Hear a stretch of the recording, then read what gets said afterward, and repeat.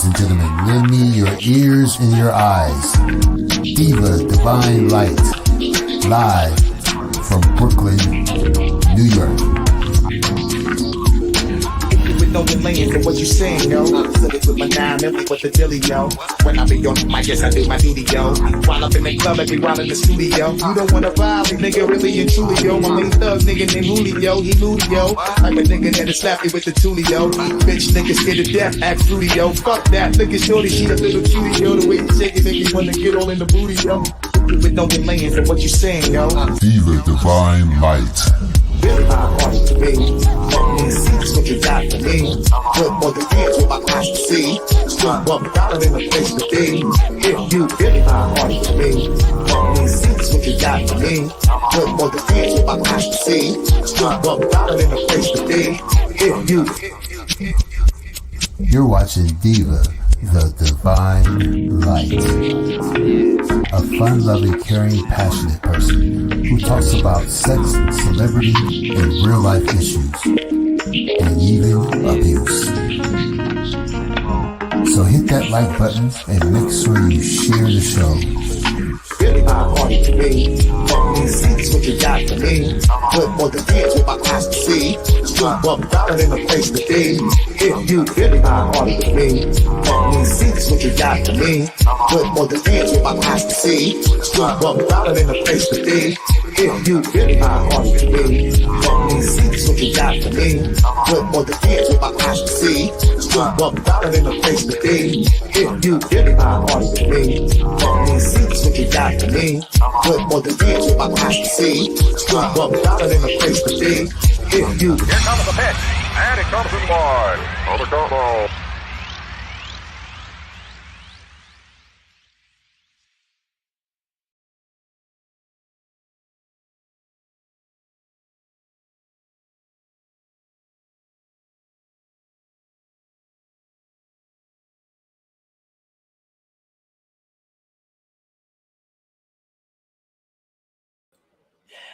Yo, yo, yo, yo, yo. Good morning, everyone. Hello, everyone in the building. Good morning, guys. I miss you guys so much. So much stuff is going on. I'm way behind. I got to catch up with everybody. I'm trying to catch up as best as I can. Ponlo aquí. Thank you, Mama. I'm trying to catch up with stuff as best as I can, guys. Atmos is doing a wonderful job. Larry's doing a great job. Tiz is doing what did she do best. And the truth, I heard went to the court yesterday. A lot of things went on. How do you guys feel about Rashonda testifying that she had sexual explicit acts between her and R. Kelly? Do you think she's telling the truth, or do you think she was lying? And if she's telling the truth, which I think she's telling the truth, I think she's telling the truth. Drea, at the end of the day, needs to come out and say something. She needs to say something. She needs to let the people understand that these are the types of abuse that she endured while being with him. Because everybody out here, from what I hear and see so far, is blaming her and saying that she should be locked up too.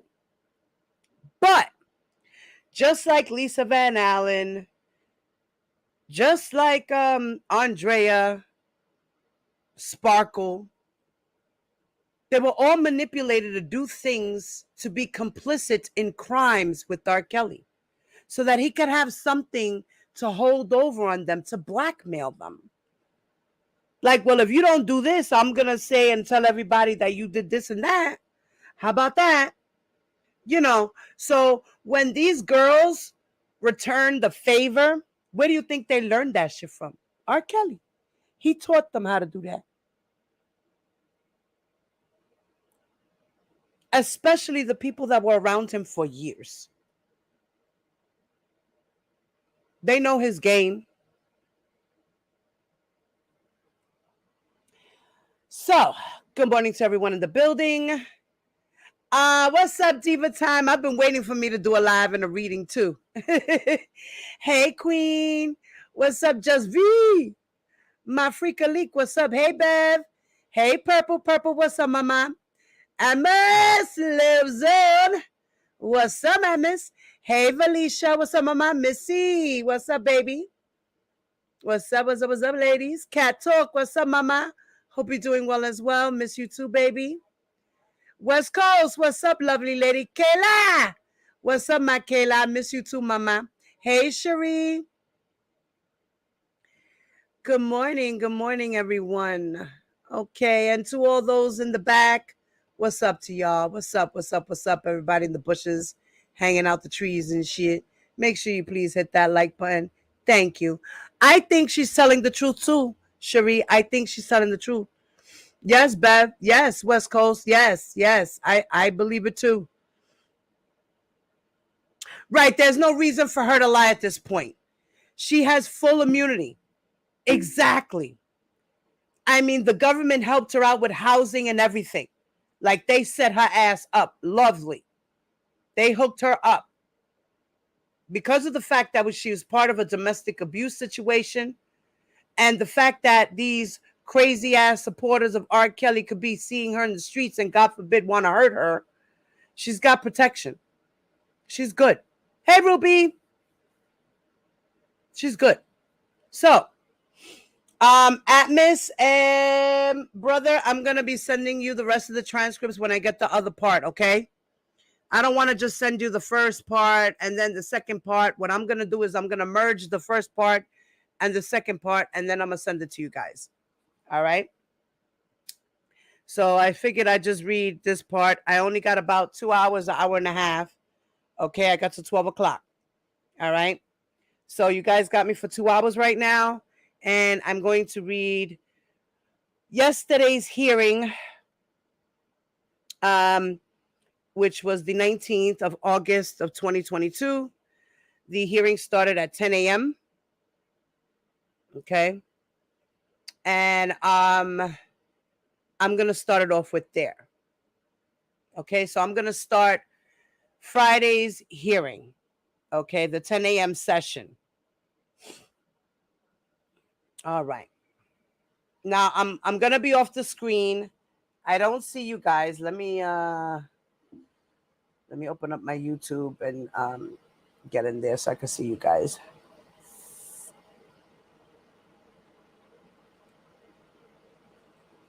My YouTube and okay. All right, guys, please make sure you hit that like button on your way in. Thank you very much. Take 2 seconds, jump out, hit the like button real quick, please. Even to those in the bushes, thank you, guys. Please keep me in the algorithm. This is very important. Okay. Thank you, Miss Frugal. Hey, Just a T. Killer. What's up, puppy? What's up, Miss Frugal? What's up, guys? How's everybody doing? All right. Now, in the United States District Court for the Northern District of Illinois' Eastern Division, the United States of America is the plaintiff versus Robert Sylvester Kelly, a.k.a. R. Kelly, Daryl McDavid, and Milton Brown, a.k.a. June Brown, and they are the defendants. Case number 19-CR-567, Chicago, Illinois, August 19, 2022. 10 a.m. trial started. And the trial is before the Honorable Harry D. Linenweber. And we have for the plaintiff, the United States Attorney's Office for the Northern District of Illinois. We have Miss Janice Williams Apenteg, Miss Elizabeth Rose Pozzolo, Mr. Jason Julian, and Mr. Brian Williamson. And these are the attorneys for the United States.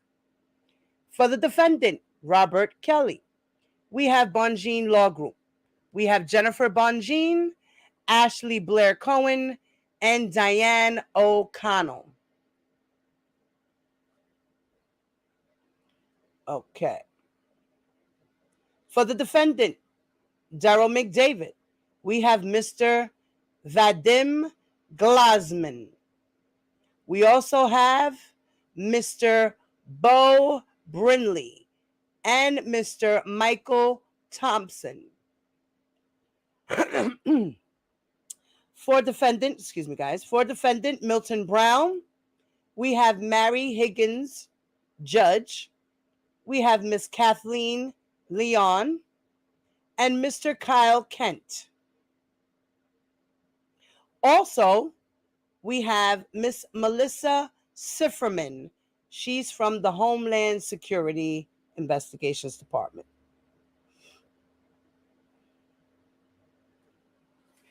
Now, the judge starts off by saying, the government wants to raise some point. So as soon as you sit down, I think everybody is here. Yes? Miss Pozzolo says, yes, Your Honor.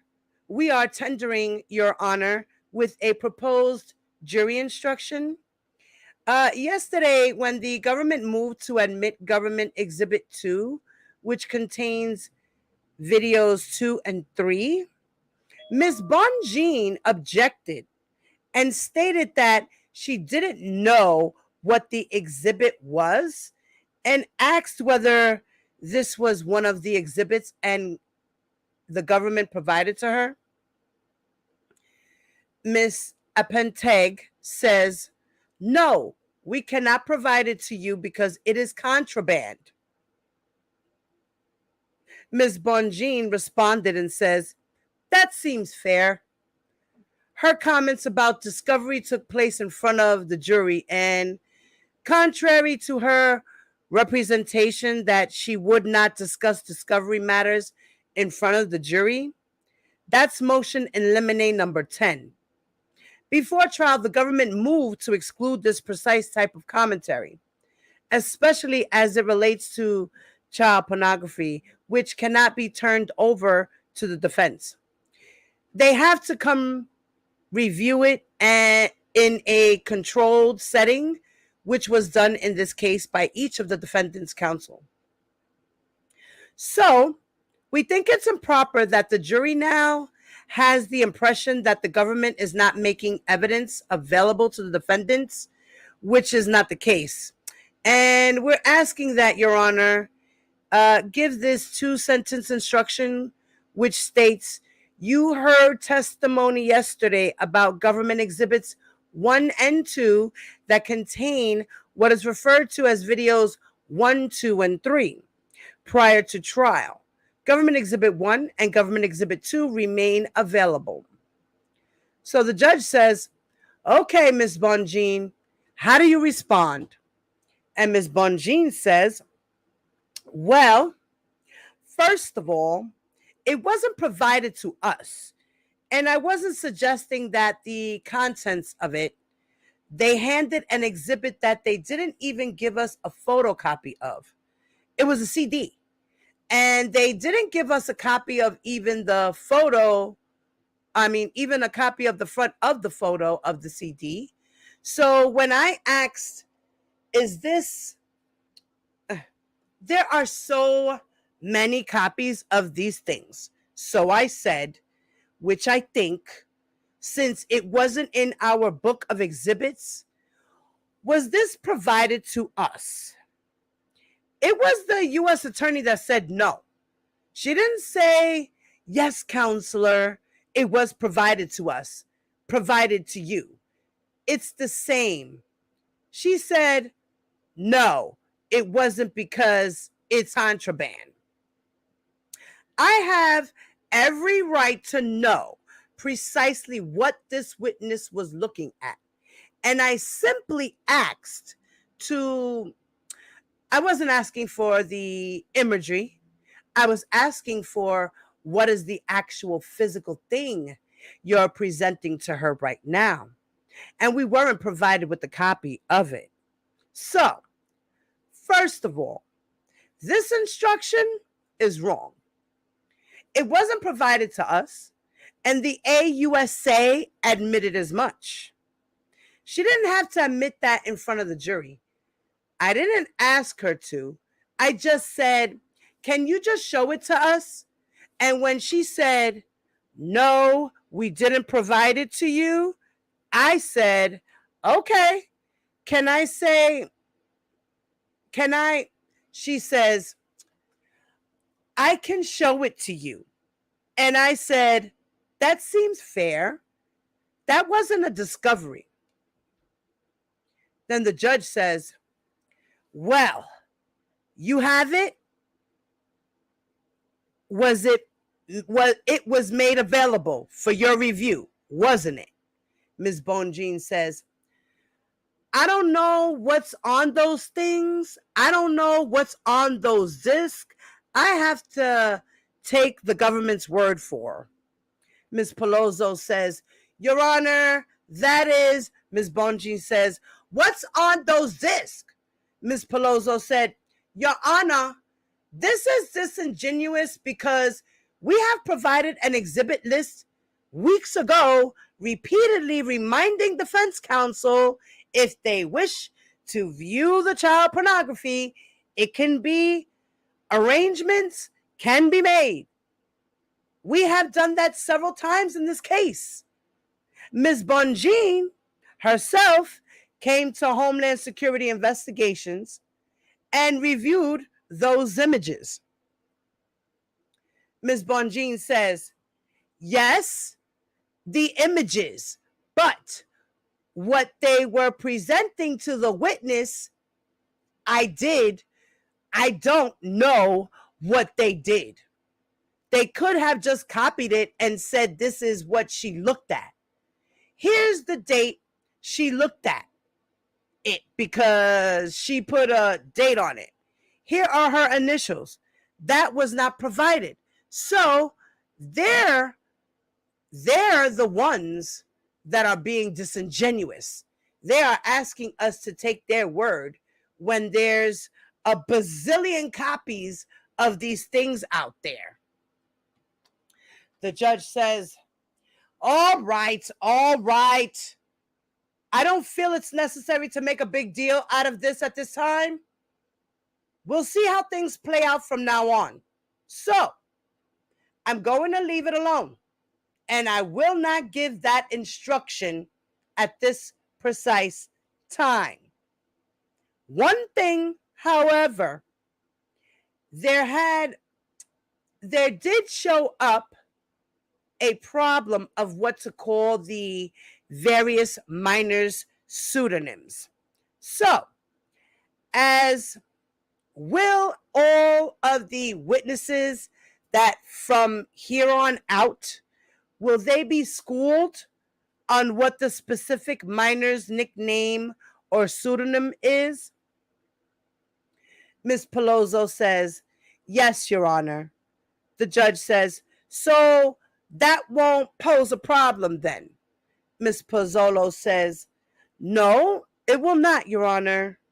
And one other thing I wanted to raise was related to the witness after Jane is concluded.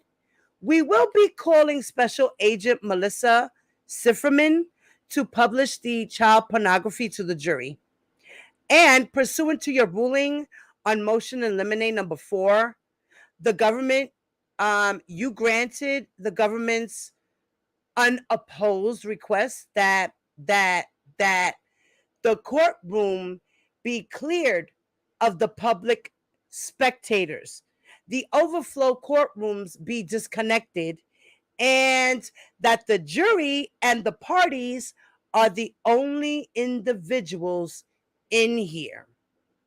So that is coming up during Agent Sifferman's testimony, likely today. The judge says, any comments? Ms. Bonjean says, well, one comment is, again, the government has not provided us with the actual clips they intend to use.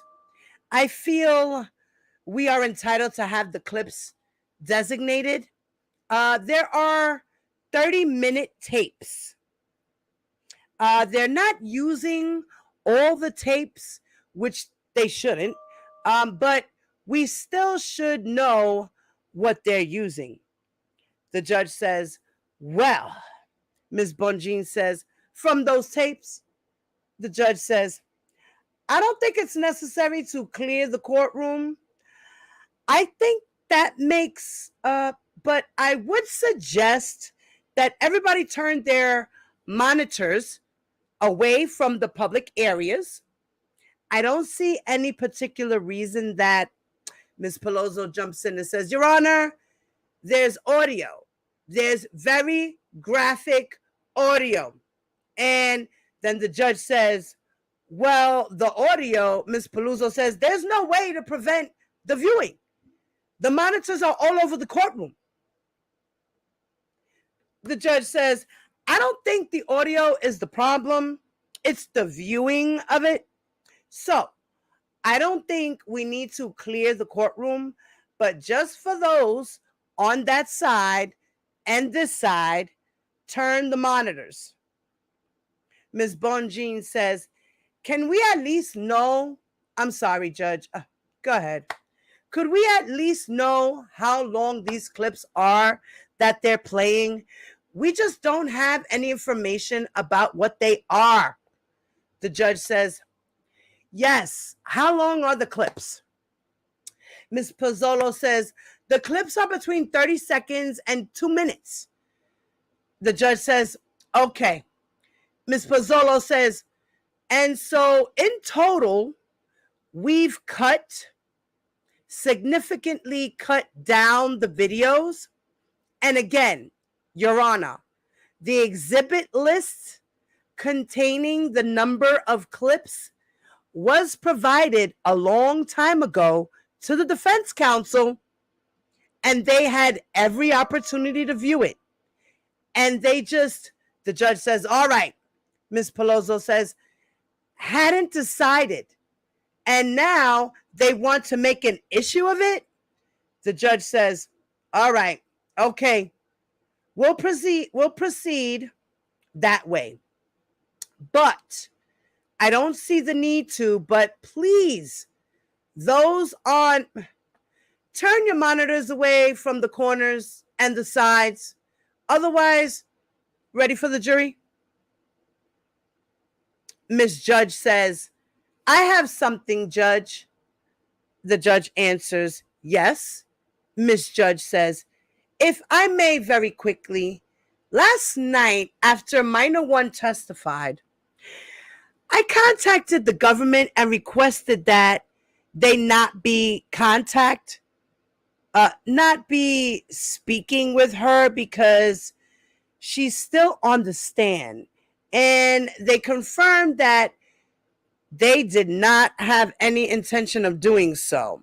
And then about 11 o'clock, I get an email about the government's victim liaison at the U.S. Attorney's Office who had a conversation.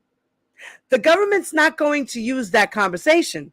I'm not concerned about what the content is, but this individual that's escorting any of the minors in this case, I just want to make sure she is a member of the prosecution team, that she be admonished not to be having conversations about the contents of this prosecution.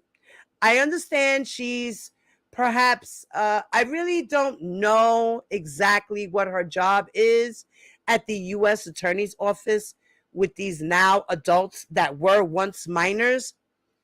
But they're what the government is calling victims. So she was here in court. She brings her in. She leaves with her. But she cannot be having conversations with her because she also is a member of the prosecution team when the witnesses are in between testimony. The judge says, I assume that the liaison does not discuss testimony. Is that correct? Ms. Pizzolo says, yes, Your Honor. The judge says, okay, ready for the jury? Have the jury come in, please. Thank you. Ms. Pizzolo says, and Your Honor, does your instruction to the sketch artist still stand in terms of not sketching the witness's face? The judge says, yes.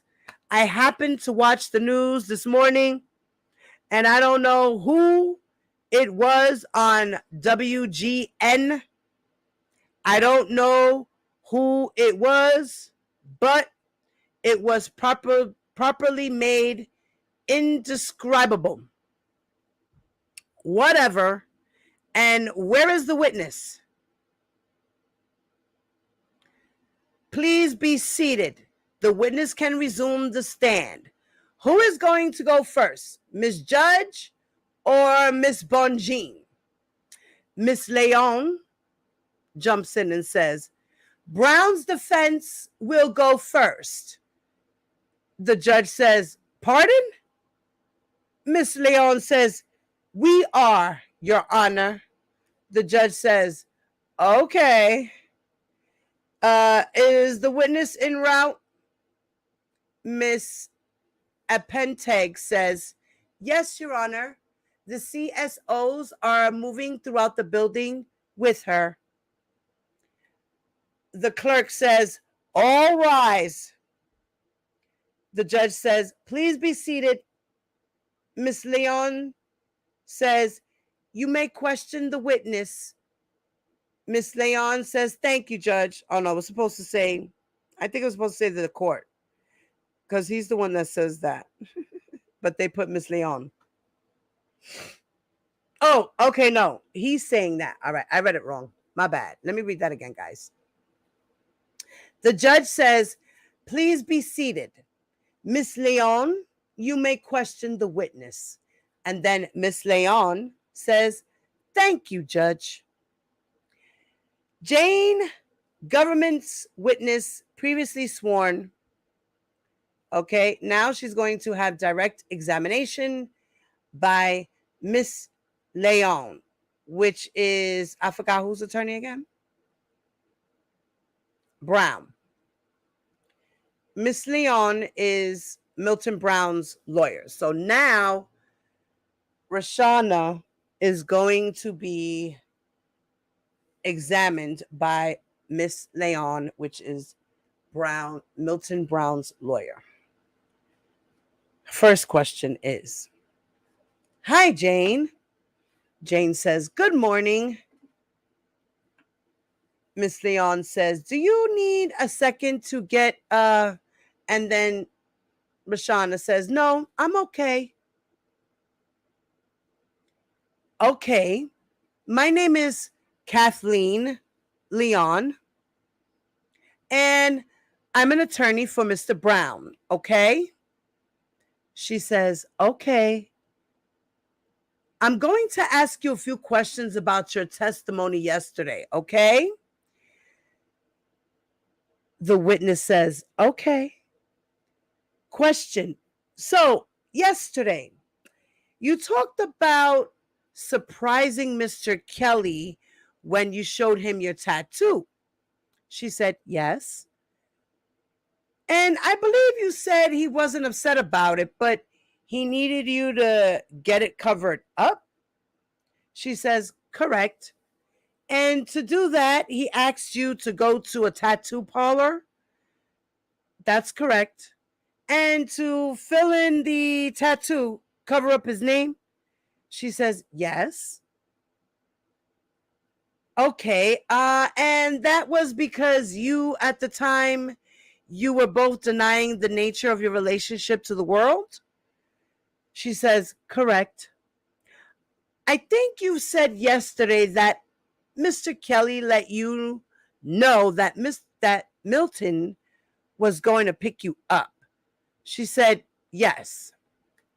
And take you to the tattoo shop for this cover-up. Rashana says, correct. Okay. Mr. Kelly had already given you the instruction on what you needed to do? She said, correct. Okay, and yesterday you testified that Mr. Kelly went through great lengths to keep the sexual relationship between the two of you a secret. Correct. And that meant lying to everyone around you. Correct. Because if anyone found out, you were concerned they would threaten to ruin his life. Correct. And he was concerned? Yes. And they could, in fact, ruin his life with this information? Yes. And you also said yesterday you weren't there when Mr. Kelly called Milton Brown and told him to pick you up. That's correct. So you don't know what Mr. Kelly told Milton Brown? She says, no. You have no idea if he told Milton why you were having the tattoo covered up? She said, I don't know. Okay. All you know is that Mr. Kelly needed to keep his secrets secret. She says, correct. Okay, so let's talk about the drive to the tattoo parlor. But first, let's talk about some rules. Mr. Kelly had some rules for you, right? She says, yes. And this included even how you behaved when you were being driven somewhere. She says, yes. Okay. And these rules were meant to control you? She says, yes. Okay. And control his employees? She says, correct. That was part of his way of hiding the secret? She says, yes. Of making sure that he can continue living his double life? She says, yes. Okay. The men who work for Mr. Kelly could not speak to any of his guests or his artists? She says, yes. Okay, so yes, they could not speak to them? She says, right. Okay, they would get in trouble if they did? She says, yes. Even get fired? She said, yes. Okay, not paid? She said, yes. Okay, so Mr. Kelly would even get mad at you if you broke the rules? She says, correct. So you followed the rules? She says, yes. Okay, so when you get in the car with Milton, you sit in the back seat? She said, correct. He's the chauffeur? She says, yes. Okay, even if there's only you in the car, you're sitting in the back seat? She said, yes. I think you said yesterday you had no conversation about the tattoo with Milton. She said, right. Okay, you had no conversation at all with Milton on the way there? She said, nope. Okay, and you had no conversation with him because you knew the rules? Correct. So now we're going to move on to when you get to the tattoo parlor. Okay, again, Mr. Kelly had already given you directions on what was going to happen. Milton was going to drive you there, and you were going to get the tattoo covered up. She says, yes. So when you get to the tattoo parlor, it wasn't what you were expecting. It was a house? She said, yes. Milton let you know you've arrived at the address. I just need a verbal answer. She says, yes. Okay. And you and Milton go into the house? She says, yes. And even though it looked like a home from the outside, when you got inside, it's actually been transformed into a tattoo parlor? She said, yes. Okay, so you walk into what looks like a living room area. She said, yes. And that area is kind of like a waiting area, right? She says, uh-huh. Okay. And they take you to a private area or something that has a little tattoo set up. She says, yes. Okay, like any other tattoo shop. Correct. And it's like a sanitized location. People aren't just walking around freely. She said, correct. Okay. You said yesterday that you spoke to the tattoo artist. She said, yes. And you let them know the directions that Mr. Kelly had given you. She said, yes. You had a tattoo. You needed to get it covered up. Yes. Okay. And the artist did just that. He covered up the tattoo. I think you said he shaded it in. She said, yes. Okay. And when you were done, you came out and you and Milton left. She said, yes. Okay. And yesterday you testified that Milton never talked to the tattoo artist. She said, correct. And you also yesterday that you had no conversation with Milton on the drive back to, I believe it was the studio. She said, yes. Okay, I want to move on to the bags that you were talking about. She said, yes. Okay, so Milton not only drives you, but he drives a lot of people, right? She said, yes. Okay, so guests, artists, other celebrities, Mr. Kelly's friends? She said, yes. It's fair to say that R. Kelly, the celebrity, is not carrying his own luggage and bags when he gets to his destination. She said, sometimes. Sometimes, but not all the time. And the witness says, right. Okay, he's got people to do that most of the time. And the witness says, yes. Okay. Milton was not the only one who had the job of carrying Kelly's bags, right? She says, correct. Can you name some of the other people who had this job? She says, just other employees that were working for him. Okay, other employees like Tom Arnold? She said, yes.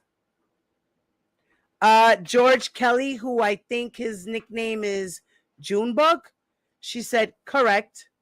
Okay, and even more than that. And she says, yes. Okay, and you've never seen any of these other employees, basically chauffeurs, go through R. Kelly's or his celebrity guest bags, right? She says, no. Then Miss Leon says, okay, may I confer, Your Honor? The judge says, yes. Miss Leon says, thank you. No further questions. The judge says, Miss Bonjean, you may question the witness. Miss Bonjean says, thank you, Your Honor. Now we're going to have cross-examination by Miss Bonjean to Jane. Okay.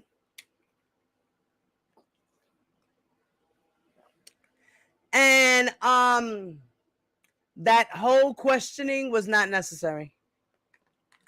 In my opinion, that shit was just taking up time and wasting paper that, you know, we pay for. We didn't need to know all that. Who cares?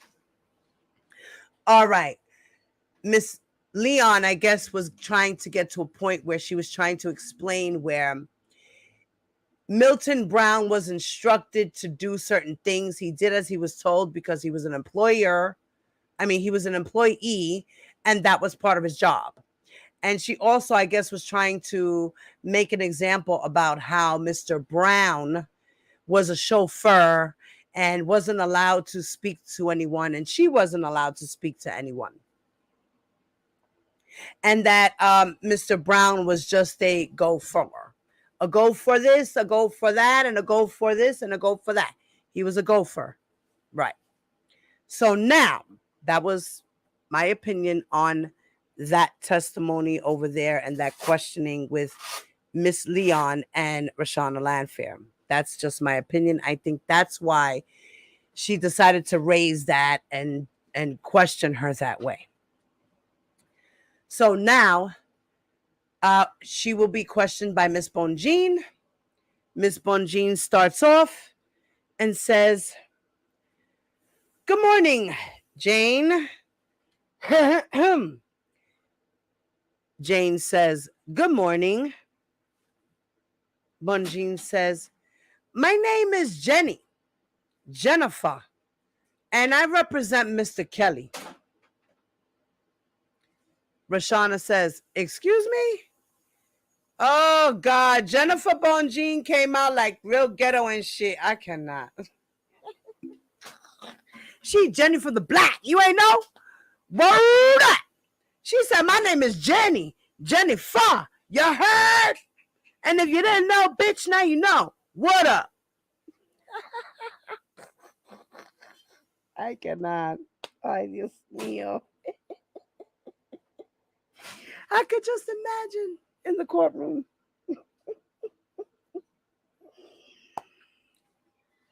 So, Rashonda says, "Excuse me?" Like, girl, who you?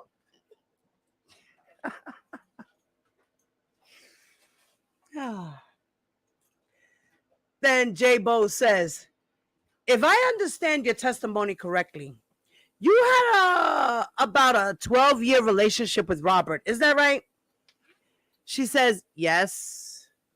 And I think you testified yesterday that this relationship commenced sexual relationship when you were around 14, around that time in 1998-ish. Is that about right?" She says, "Correct. And then ultimately you left the relationship, I think in 2010. Does that sound right?" She says, "Sounds about right." Okay. And that means you were about 26 years old, if my math is correct, give or take.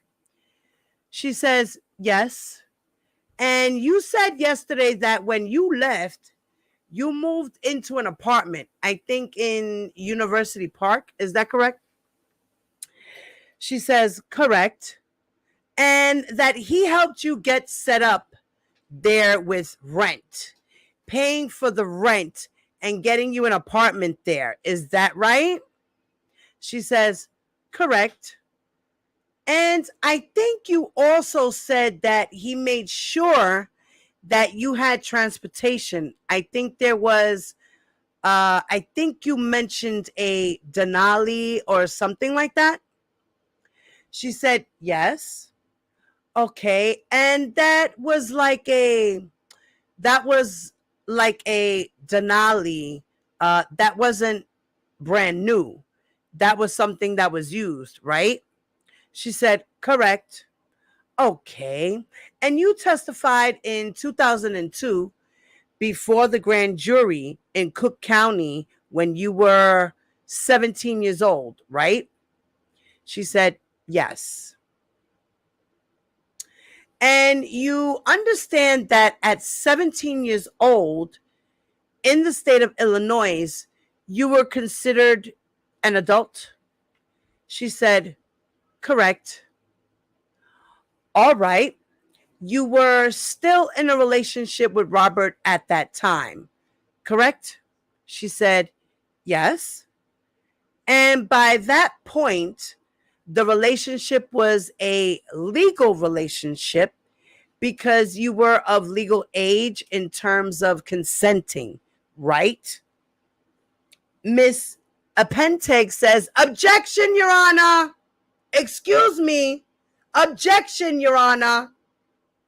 Calls for a legal conclusion that the witness may not be aware of. Ms. Bonjean says, were. The judge says, well, overruled.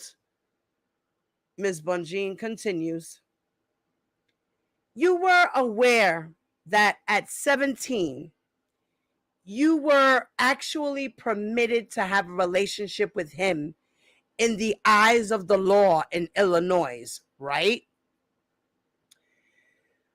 She says, I was not aware of that. Ms. Bonjean says, okay. She says, I thought it was age 18. Ms. Bonjean says, okay. And at the time in 2008, when Robert was prosecuted for the charges related to child pornography, you also were still in a relationship with him. Is that right? She says, yes. Bonjean says, and in fact, at the time you were about 24 years old, correct? She says, correct. And you were living with him, right? She says, yes. And his wife was living there too, right? Yes. And you claim that Robert, after this time, became abusive and controlling. Is that correct? She says, yes. Okay, but before that, the relationship wasn't abusive or controlling. It was after the 2008 prosecution and subsequent acquittal, right? She says, it got worse during that time. Okay. All right.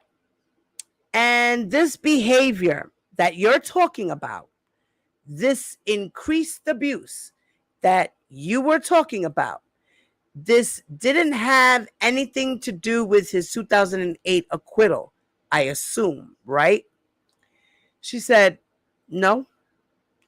Okay, the case was over and done with at that point, correct? She says, right. Bonjean says, and you put it behind you at that point, correct? She said, yes. Robert put it behind him at that point, right? She said, yes. Miss Apenteg says, objection, Your Honor. Speculation as to what Robert Kelly knew.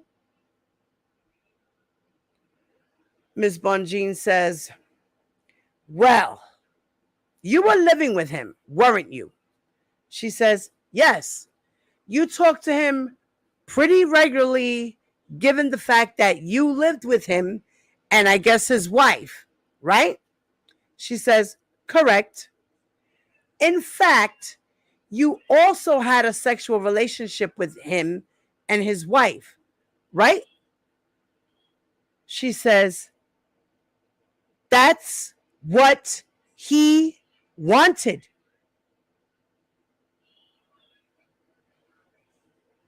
Ms. Bonjean says, you did that, though, as an adult, right? She said, correct. And you understood that after 2008 acquittal, from your conversation with Robert, that this is all in the past, right?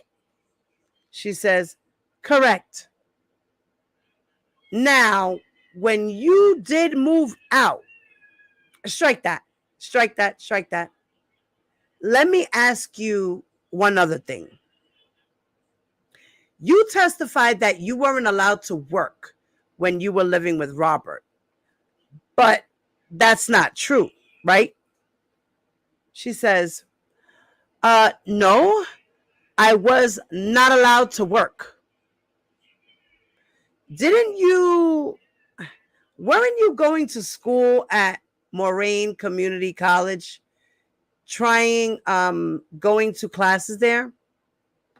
She says, correct, but I was also not able to choose what I wanted to go to school for. Oh, okay. And you were also working at a daycare center, isn't that right? She says, after the trial, yes, that is correct. Even before, you were working at a daycare center and going to classes, correct? No. All right. Well, do you remember being interviewed by the U.S. attorneys back, let's see, on May 3rd of 2019? She says, I don't remember dates, but if you can refresh my memory, I'm not saying that didn't happen. And at that point, you admitted that you were taking childhood courses at Moraine Valley College for approximately 1.5 to 2 years, right? She says, yes. Okay, so he didn't prevent you from taking classes at a community college, right? She says, well, during the trial, I was not able to go to school for what I wanted to study, is all I'm saying. Okay, we're talking about after the acquittal. Okay, that's the time frame I'd like to focus on. She says, yes, after that, I was able to. That is correct. Ms. Bonjean says, right. And he paid for that, right? Yes. Now, after you moved out, you maintained a very tight relationship with Robert, didn't you? She said, yes. Despite how terribly abusive it was, according to you, you remained close to him, correct? She said, he wasn't like that all the time. Ms. Bonjean says, uh-huh. In fact, your whole family was very close to him. She says, yes. Okay. Even after you broke up because of this alleged abusive relationship, right? She says, yes. Indeed, your dad worked pretty constantly with Robert pretty consistently with Robert between 1998 and 2011. Isn't that correct? Yes. He worked with Robert before the sex tape scandal came and after it was all over, correct? Yes. And even after you left Robert, he worked with your dad, right? Yes. In fact, your father was a guitarist, as I understand it. Is that correct? Yes. And I understand it, a very talented guitarist. You'd agree with that, I assume? Correct. He worked with people other than R. Kelly, correct? Yes. And in fact, that album that you identified on the wall of Robert's studio that had all of those platinum, and I think it was called R or Reality. Is that what it's called? Rashana says, I'm not exactly sure. Bonjean says, okay, well, you identified it. Should we put the picture up Or do you know which one I'm talking about? She says, I know which one you're referencing. Yes.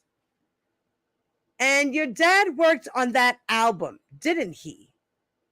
Yes. In fact, that's the album for which Mr. Kelly received a Grammy, right? Yes.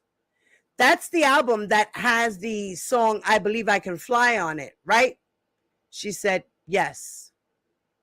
And that's the album your father worked on in 1990, late 97, 98, before there was any sex tape scandal, correct?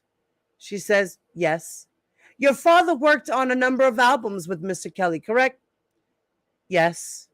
And he worked with other artists, right? Correct. And this was all before the tape that became public in 2002 was released, right? Yes. And it was your aunt who released that tape. She said, I'm sorry. Miss Bonjean said, and it was your aunt who released that tape? And Rashana says, I'm sorry?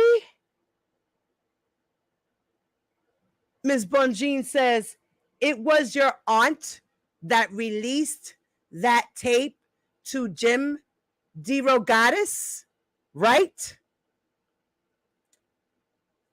Rashana says, to my understanding, yes. Sparkle, correct. Her real name is Stephanie Edwards. Rashana says, uh-huh, yes. Now, your father worked on the Grammy-nominated album Love Letter in 2011, right? She said, yes. And that was after you and Mr. Kelly were completely over with romantically, right? She said, yes. And after you and Robert broke up, you cared about him and he cared about you, right? She said, yes. Even after you broke up, you sometimes came back together and had intimate times together. Is that fair?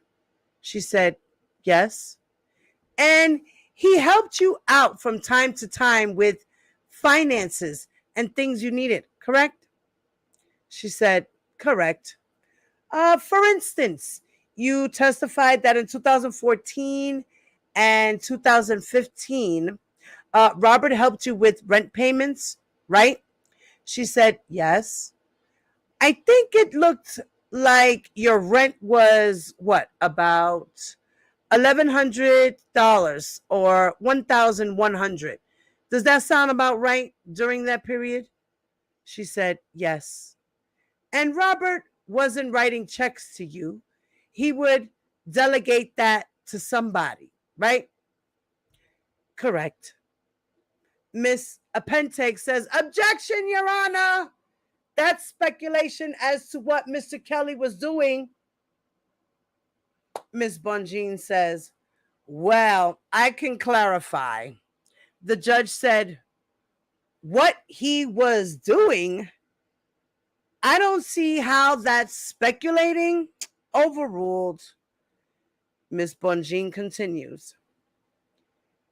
You would receive checks, not directly from Robert, but from somebody that worked for Robert, right? She said, yes. And sometimes you would receive wire transfers from somebody who would initiate those wires, right? She said, yes.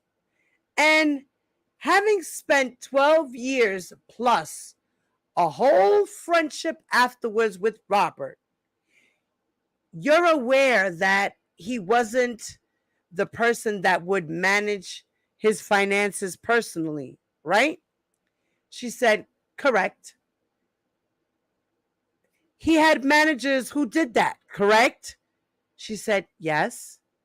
He wasn't someone who was intimately involved in the business side of things. He was the artist, correct? She says, yes. And he also struggled with things like math and reading and writing and all those things, right? She said, yes. So he delegated those activities to people like Mr. McDavid, correct? She said, yes. And then there were other managers as well. Were you familiar with some of Robert's other managers? She says, not that I can think of. Okay. And after you broke up, you wouldn't continue to go to his concerts, right? She said, yes. Your family would go to his concerts. She said, yes. Your brother, I understand it, is also a musician. Is that right? She said, correct. And he would also attend events that Robert would invite you to, correct? She said, yes. And after you, in 2008, after he was acquitted, this relationship that you had with Robert, it wasn't centered at all around the scandal and the 2008 acquittal, was it? She said, no. In fact, that was a subject matter that you and Mr. Kelly did not want to talk about, correct? She said, no. You didn't? She said, no. Excuse me. Now, I want to show you, well, strike that. I'm sorry. In September of 2008, this would have been, and she says, Rashana says, thank you. Bonjean says, let me back up a second. Yeah, please do, because y'all confusing me right now. You're familiar with the docuseries Surviving R. Kelly, right? She says, correct. And you're aware that it was premiered in like January 2019, right? Rashana says, yes. Because your life kind of changed when that came out, right? She said, yes. But before that, late 2018, you were communicating regularly with Robert via text and sometimes on the phone, right? She says, yes. Miss Bonjean says, I am going to mark this as, hold on, 1 second. Okay. I'm going to have you look at the screen. Okay. And because I don't want to say something publicly, we're going to mark this as defendant's 100 for identification purposes. Okay, and can you pull out the bottom there? And then Miss Judge interjects and says, excuse me, if I may, just for clarification, if we could label your exhibits Defendant Kelly so we can separate them. Miss Bonjean said, sure. Miss Judge says, that would be appreciated. Miss Bonjean says, yeah, sure. Miss Judge says, thank you. Miss Bonjean continues with her questions and says, do you see the screen? The witness says, yes. Bonjean says, if you can look at the bottom there, not the blue part, but right below it. I don't want to put it. And Rashana says, there's nothing on my screen. Bonjean says, I don't want to put it publicly on the record, but do you recognize your phone number there at the bottom or your old phone number there at the bottom? She says, yes. Okay. And do you recognize Mr. Kelly's phone number right above it? The one that begins with the 6? She says, I don't remember that number, but Ms. Bonjean says, okay. Then she says, it looks familiar. What's her name? The minor one. Stop. You distracted me now. Minor one says, it looks familiar. Bonjean says, okay, so let's go. I'm going to have you scroll through that. Go to the next page and take a look. And go ahead and read it to yourself. And then Roshana says, it's actually not legible. Bonjean says, okay, how about that? Roshana says, okay.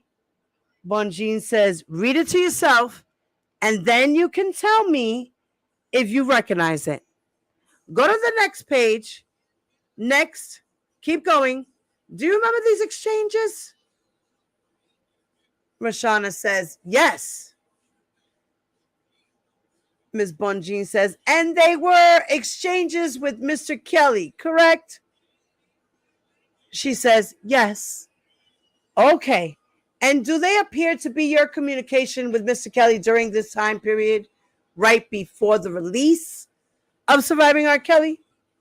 She says, yes. Ms. Bonjean says, okay. Judge, I would offer them into evidence, not for the truth of the matter asserted, but for the respect of state of mind. The judge says, any objections? Hearing none, they're admitted. You may publish them. Ms. Bonjean says, thank you, Your Honor. Defendant Kelly, Exhibit 100 received in evidence. Ms. Apenteg says, the government objects to the publishing. It has the witness telephone number on it, and it's not redacted. The judge said, oh, okay. Ms. Bonjean says, we'll redact it. The judge says, I understand it's not a working number. Is it? Ms. Bonjean says, no, it's not a working number, but we'll still redact it. Ms. Apenteg says, it can still be used to verify, even though it's not working, Your Honor. Ms. Bonjean says, that's fine. We'll redact it. The judge says, okay, redacted. Other than that, you may publish it. Ms. Bonjean says, that's not the one. That's not what. While we're redacting, Your Honor, I'll keep asking some questions, okay? The judge said, okay. Ms. Bonjean says, let's go to the next page. It has been redacted. Now the law clerk says, should I publish it? Ms. Bonjean said, I would move to publish. I think the judge said, okay. And then Ms. Apenteg, which is the government, says, no, it's not redacted yet. The judge says, yes, it can be published. Ms. Bonjean said, it's not the next multiple pages, though. It's on the next multiple pages, though. Now, Ms. Cohen says, I understand. I'm going to do it as we go. Ms. Bonjean says, so we'll go to the next page. It is redacted. What are you referencing? The judge says, why don't you proceed with the rest of them while they're being redacted, and then you can show them all. Ms. Bonjean says, that's not her phone number that you're pointing to. That's not her phone number. Now, Ms. Apenteg says, then it's not relevant. Ms. Bonjean said, I have to go to the next page. Ms. Apenteg says, so are we publishing this page that is not her phone number? Ms. Bonjean says, do you see the bottom part? It had their phone numbers. We just redacted her phone number. it has Mr. Kelly's phone number, and then it had her number. We redacted it. Mr. Pentek says, so the messages that she does not identify as being hers shouldn't be appearing on the screen. Ms. Bonjean says, that's not true. I'm going to the next page. The judge says, wait. Is there objection on the floor? And if so, state the basis for the objection. Mr. Pentek says, the objection is relevance. The defense counsel has just indicated that there's numbers on here, telephone numbers that are neither Jane's or Mr. Kelly's. So those messages should not be there. We understand that the numbers that are, the messages between them, the numbers are redacted. Ms. Bonjean says, okay. The court says, the judge says, I was under the impression that she identified these messages and that there's a phone number on there which has long not been used. So I don't see what the problem is. Ms. Bonjean says, and we just redacted them. They're just looking at a portion of the document that the half, we had to look at the bottom half of the page. So we've now moved on to the next page. Okay? Jane, ready? Okay? Ms. Bonjean says, those are your messages to Mr. Kelly, right? Rashana says, correct. And the date on that is September 26, 2018, correct? She says, yes. And you sent him a message saying, I'm next to you, laugh out loud. And then you said, let's share a toast for my 34th glow day, right? Rashana says, correct. Now, Ms. Bonjean says, what's a glow day? Rashana says, it was my birthday. Bonjean says, so you wanted to celebrate your birthday with him in September of 2018, right? She said, we were in the same party. Okay, well, you sent him a link to where you were going to be hosting your birthday, right? Rashana says, that sounds about right. And then Ms. Cohen says, sorry. Ms. Bonjean says, okay. And then you had to change the location of your birthday, right? Rashana says, I don't remember that, but that could be true. Bonjean says, you said also tonight I had to change the location.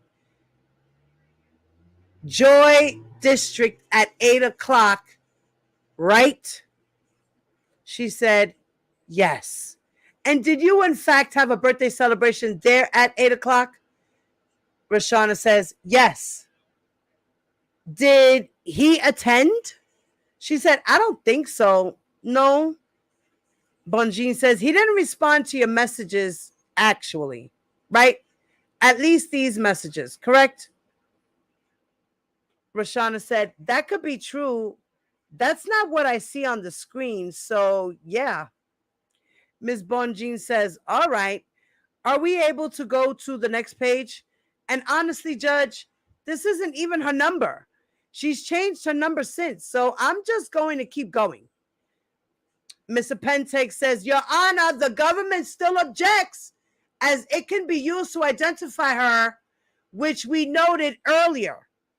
The judge says, yes, keep going. I don't see any problem if the number isn't in, has no connection with her anymore or even exists. So go ahead. Ms. Bonjean says, okay, go to the next one, Ashley, please. Miss Cohen says, can I do it non-redacted? Miss Bonjean says, yes, go to the next page. Then Miss Bonjean asks, then you sent him a text saying, hope to see you, and then on, he didn't respond. So on October 15th of 2018, you said, my mom lost her mother. Check on her when you get a moment, please. Right? Rashana said, yes. Bonjean said, because Mr. Kelly was close to your mother, right? She said, yes. Even at this point, isn't that fair? That's correct, right? Rashana said, yes. And he responded a little bit later and he said, wow, I just got this. Sorry to hear that. Send me her number, please, which you did, right? Rashana says, yes. And he said, I'm okay. How are you doing? And you said, my heart is heavy, but it will get better with time, right? And Rashana said, correct. Ms. Bonjean said, the next page. Then you asked him, what have you been up to? And he said, I understand you're talking to the mirror right now, but you're right. It will all get better if you really believe that like I do. And you responded, I can only imagine. I thought about you and pray for you often. He responded, and it's working. I appreciate it. And you said, I feel it. So I know you do. And then you said, let me know when you can catch up. Okay, go to the next page. And you said, okay. And he said, okay, baby, just stay on my radar. It's all good. And you said, will do. And then you reached out to him on December 30th of 2018. WYA. What does that mean? Rashana said, that means, it means where you at. Ms. Bonjean says, and he didn't respond, right? She said, no. And then you said, hey, and go to the next page. And then he says, Happy New Year, Shorty. Shorty is one of your nicknames, right? She said, yes. And you said, hey, Happy New Year. Peace, loving, and blessings. You going to Oceans? What is Oceans? And Rashana says, it's a strip club. And Bonjean says, and you said a strip club? Rashana said, yes. And what was being celebrated there, if you remember? Rashana says, I don't remember, but I'm sure he was like hosting or something like that. Bonjean says, he was hosting. Rashana says, I said, I believe he was hosting or something like that. Bonjean said, okay. Rashana says, or I don't know if it was a birthday. I don't know exactly. Ms. Bonjean says, well, except that he responded, no, we at the studio. You all can pull up if you want. Right? Rashana says, right. So he wasn't hosting anything at the strip club, right? Rashana says, apparently not. No. Ms. Bonjean says, okay, but you just assumed he was because it's a strip club? Rashana said, no. It was obviously something that may have happened in the media or on social media that would have made me think that he was or going to be there for some reason, because that's not a random question I would ask him. Ms. Bonjean says, except you had friends in common. You might think that he might be going to this because you had friends in common who were going, right? Rashana says, no. Bonjean says, okay, so you just assumed he was going to Oceans, even though he says, no, we all at the studio. You all can pull up if you want, right? She says, correct. And you said, cool, thanks, I'll text you. And then the next page, or actually you said, hey. And then he responded, hey, you. And you said again, this is January 3rd of 2019. That was around the time, actually, I think it's the exact date that the docuseries premiered. Does that sound right? She said, yes. Although I guess the fallout from it wasn't entirely aware until a little bit later, correct? She says, I don't know what you mean by that. Can you rephrase the question? Ms. Bonjean says, did you watch it on January 3rd of 2019? Rashana said, no. Bonjean said, all right, so you said, what's up with you? You feel like stopping by Pressure Point. Pressure Point's a studio. And Rashana says, correct.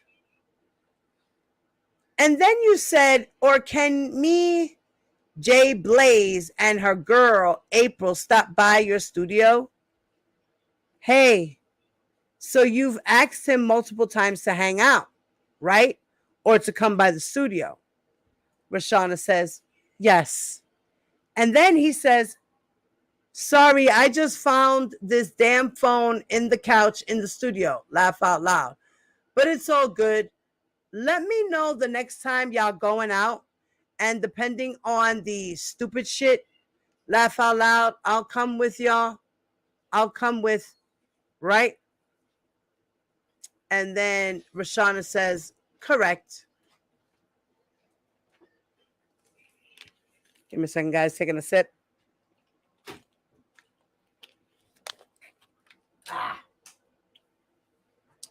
So then Rashana answers, correct. Bonjean says, and if you go to the next page and you said, and I quote, right? These are in quotes, guys. Who you telling? Pressure Point, though, is a studio. I wasn't asking you to go out, laugh out loud, but that would be nice also. And he said, what be going on there? And you responded, I work there in the evening. It's Jay's husband's spot now. They had April, the mother of, I won't say the names, someone's child. And she's writing. Just thought it would be nice, a nice vibe for you to pull up. Come today. It's really private.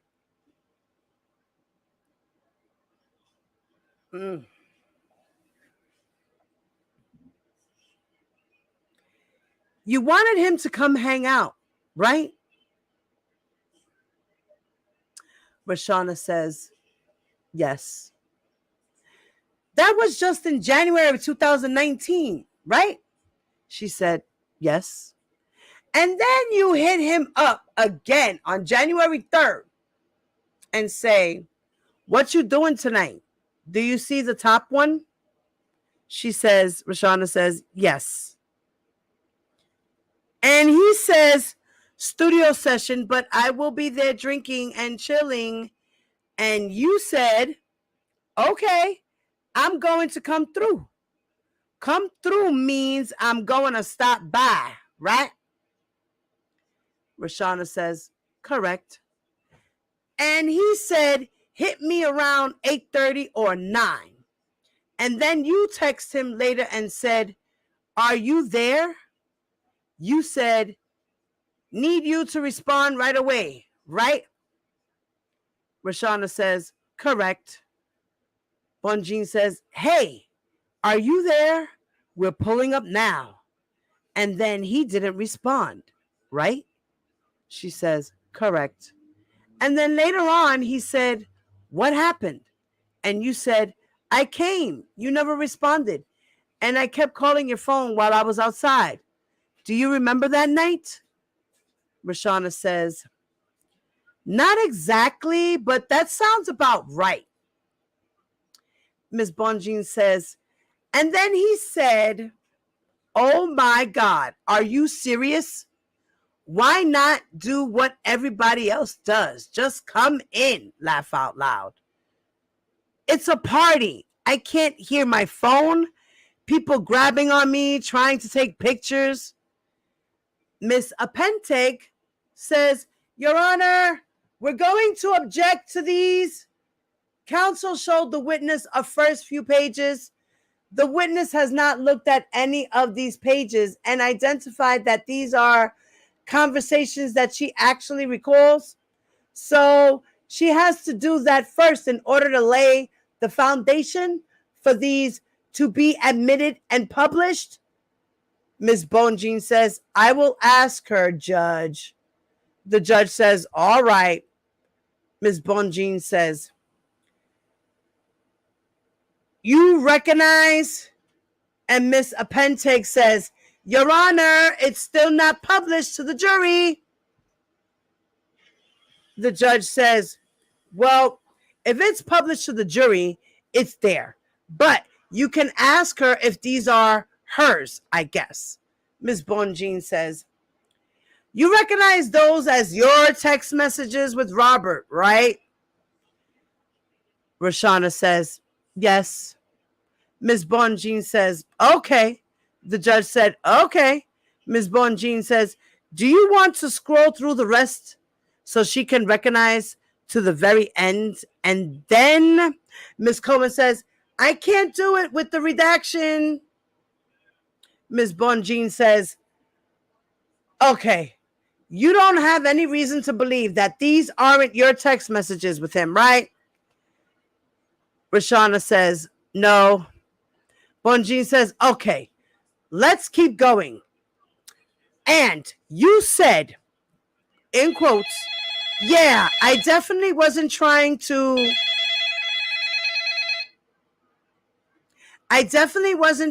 walk up to the door and have problems with everything going on. I get that.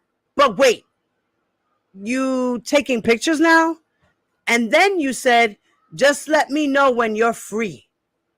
And then he says, no, I say they were trying to take pictures, but depending on who it is, I do take a picture here and there. Why you say that? And you responded, I'm just laughing because I know you don't usually do that. So it was cool. And he responded, well, here's something even funnier. I didn't take one picture with nobody last night. There were a lot of full moon woofers in there. And you said, please call me and explain what a full moon woofer is. Laugh out loud. Okay. Now, that was on January 5th of 2019. Do you see that? Rashana says, this isn't really legible up here, so if you want to zoom in again, sure.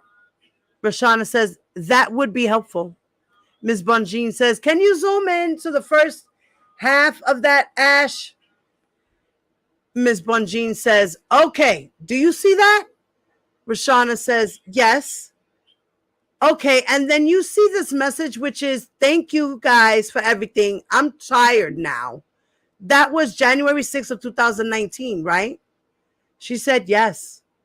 And that was after the Surviving R. Kelly series came out, and he was pretty upset, right? She said yes. And then he responded with, wait, what? Are you okay? I'm super worried about you. right? She said, yes. And you were worried about him, right? She said, yes. Ms. Bonjean says, are you able to do the next page? Keep going. Then she asks her, and then you hit him with a lot of messages here where you say, where are you? Don't do this. Respond to me. And you said, I long you don't let the devil win. But then you corrected yourself, which was, I love you. Don't let the devil win. Right? She says, correct. And then you were like, Rob, exclamation point, exclamation point, exclamation point. And then the last page of this particular exchange or series of exchanges is, and you said, trust me. I know firsthand how you feel. You have my prayers. You need to have to come to the studio. It's super safe and private. I have something you should come remix. And he responded, sorry, okay, major breakdown, but now I'm on a major buildup. And you said, yeah, I had one too. Do you remember that? And Rashana says, yes. Bonjean continues to question her and say, okay. And that kind of relates to this series coming out, which upset you too, right? She says, correct. You got people started hitting you up, harassing you, right? Rashana says, yes. Lisa Van Allen was messaging you, correct? Rashana says, correct. You didn't want to be talking to her, did you? Rashana says, I didn't have no reason to. I didn't have a reason to. Bonjean says, now, give me 1 second. And because of all the attention you started getting from surviving R. Kelly, you actually changed your phone number, didn't you? Rashana says, yes. Bonjean says, and in your conversation with Robert, he wasn't trying to influence you to do anything. You guys were just commensurate that this was coming back up, right? Rashana says, right. Bonjean says, okay, now I would like you to look at this. It's just 3 more pages of an exchange between, well, you take a look at it. Ms. Bonjean says, and put just for her. Ms. Coleman says, they have to do it. Ms. Bonjean says, just for, okay, all right. Ms. Bonjean questions her now and says, now, regard the first 3 blue bubbles. Okay. And I look at where it is, where it says 278. Do you see that? Do you recognize your number there? The phone number you changed it to? Rashana says, honestly, I don't. Ms. Bonjean says, highlight the number. The witness says, I'm sorry. No, I can't see it, but I don't remember that as being my number. That's not one that stands out. Ms. Bonjean says, okay. Rashana says, I'm not saying that it wasn't. I just don't recognize it. Ms. Bonjean says, okay. And do you see the message there that says, this is? And you don't have to. Don't say it out loud. The name, but it says, this Jane, my new number, right? She says, yes. Do you remember sending that message to Mr. Kelly on January 7th of 2019? She said, yes. Ms. Bonjean says, all right, go to the next page. If you could pull up Ashley so she can see those a little more. Miss Bonjean says to her, do you see your messages to him? Rashana says, yes. Okay, guys. I'm going to leave it here on page 900. I will continue probably later on. I will come back and I will read a few more pages, okay? So, guys, thank you for stopping by. And hopefully I'll get the other part later on. I don't know what's going on. I'm going to have to hit up the reporter and see what's happening with that. And you guys will receive it so that I can put it together. I'll merge it together as one document, okay? So as soon as that's done, I will hand them out. So, guys, thank you for showing up. I love y'all all. Y'all already know Diva Divine Light is out. Don't forget to please hit that like button. Subscribe if you are not subscribed to the channel. Hit the notification bell. Put it on all, please. Gracias very muchos, darlings. Gracias. Gracias. Don't forget, guys. Come on now. Subscribe. Share the video. Like the video. Comment. Leave your comments. Make sure they're respectful for those who are on the replay. And Diva Divine Light is out. Peace.